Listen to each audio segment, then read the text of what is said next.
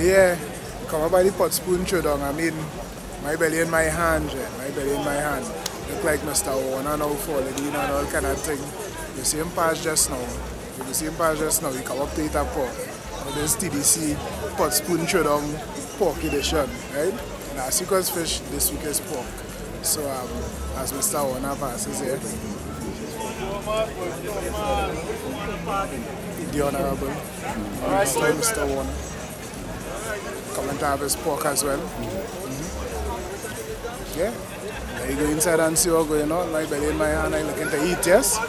Pot spoon throwdown. I seem to always catch the head judge at a bad time. It's always, watch. Always a bad time. I know. I'm going to jump in.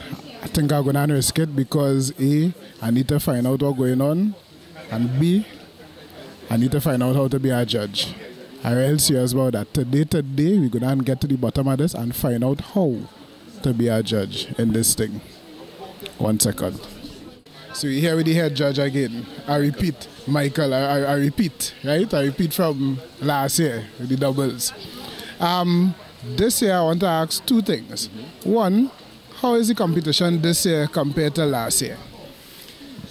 Well, I got a compliment last week from one of the press that were here, who has followed this competition from when it was Titco days, before it became TDC. And he said to me, Michael, I have to congratulate you. And I thought, congratulate me? What is this all about? He said, you know, I've been with you through every year. He said, but this year, he said, I've seen a massive improvement on the standard, on the quality of food and the workmanship. So yes, there's been a tremendous improvement through the years. And this year we're seeing a great improvement. So very much it's working. It's working. I could agree because I think, and from the response online, the footage that we put up as well as the pictures, especially like with the winning team, the plating and so on. Presentation was excellent. Excellent. Yeah. I don't know if you had a chance to taste, but we as judges had a chance to taste, and the food was really, really good. Funny I should say that. That was my part two. My part two is how do you become a judge in this esteemed event? Very simple, really. We have two criteria. We have 3 judges that are trade judges, actually in the trade, and we have a celebrity judge. So we could maybe have you as a celebrity judge next year. Something to think about. That's what we're talking about. My passport in the car, my ID, you can get all them things, a copy of my birth certificate. No, you don't need to prove you're a tree, you know. You're a tree to the board, you can tell that.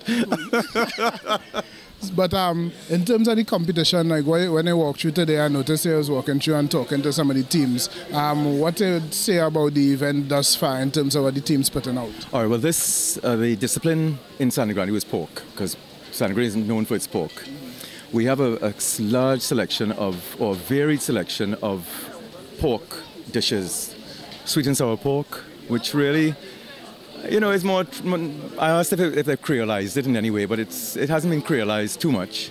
We have ginger pork, we have pot roast, pot pork with sorrel, and we have a very, very interesting one, which I have to call out because I can't remember the name itself, but it's a fantastic name. It's called pork in your roux kukung tong tong. Let me guess, that's Wattless Crew. Exactly, the Wattless Crew. And very, very interesting. They're using ruku to color. So a lot of local produce is being used. And very interesting this today. So a very diverse range of styles. Very diverse range of style and taste. Ginger, one's using ruku, a lot of one's using brandy, cherry brandy. You know, a little brandy as well.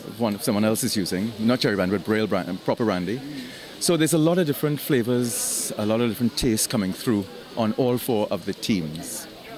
Cool. Well, thanks for your time again. Always a pleasure. Maybe next year you'll be a judge. You have to give me a number. Say that again. Maybe next year you'll be a judge. Remember, I said maybe, right? we go with maybe, no problem. All right, man. Thanks. All right, we talked to the head judge, but you know what? I think I want to get some more information. I feel I want to get to the bottom of this judging thing today.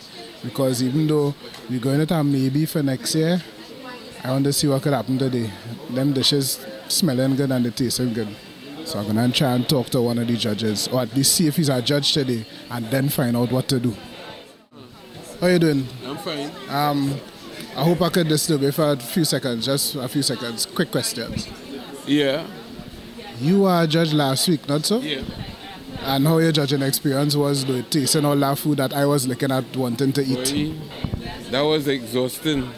Serious, exhausted? Yes, you could get tired of food. It was 4 full plates, 4 full lunches we had to judge here. Wait, you had to eat the whole thing? No, you didn't have to eat you couldn't eat the whole thing. Well, yeah. Each one was a lunch by itself. So like it was fish. So what I did was like eat half a slice each. So it was like 2 slices of fish in fact. Yeah. You'd say how you describe the experience besides exhausted. You think it was a privilege to be a judge? Yeah, well, I've been doing this kind of judging food now for about 20 years. Yeah. Oh, serious, really? Yeah. But with the TDC since the inception of this? Yeah, well, I used to judge to help select the culinary team, the national team. So I used to have to judge the preliminaries at different restaurants. So you just follow that when they started this last year, judge last year, and judge this year again, you know. Now question, how does one get into something like that in terms of becoming a judge? Like what criteria you need? Your guess is as good as mine. Serious? Yeah, I tell you, that kind of random thing. You know, what happened was that about 20 years ago, the Lions Club was having a cooking competition. And they wanted celebrity judges, so they picked me as a celebrity judge. And then somebody saw me judging that, and then they invited me to judge their thing. And over the years, people just see me and they come and ask me, you know, so now I'm a bona fide culinary judge. So basically what you have to do is get your foot in the door. In the door, yeah. Get your face seen and then dice it from there. You're good to go after that.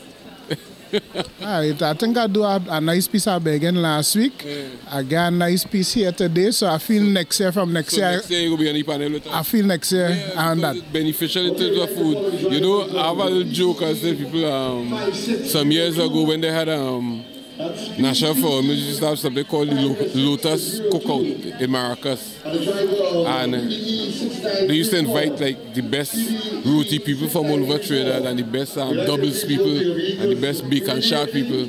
And one year I went to judge this thing and they had 30 roti finalists. Try not to taste 30 roti. I mean, they're eating the whole roti, eh? But 30 bites of roti adds up to a number of rotis. You know what I mean? So that was rough. Yes. But fun. Yeah. Thanks. Hey, don't mention it. Yeah, man. My pleasure. Thank you, man. Well, we have all the information there.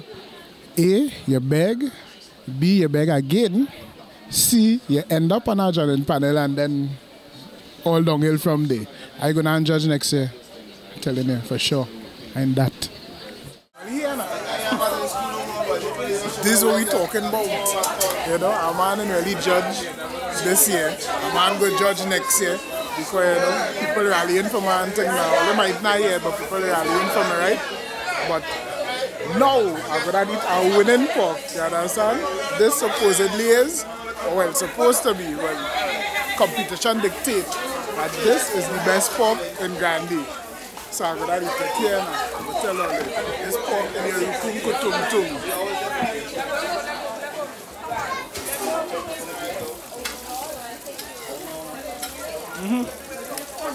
Yeah. Best.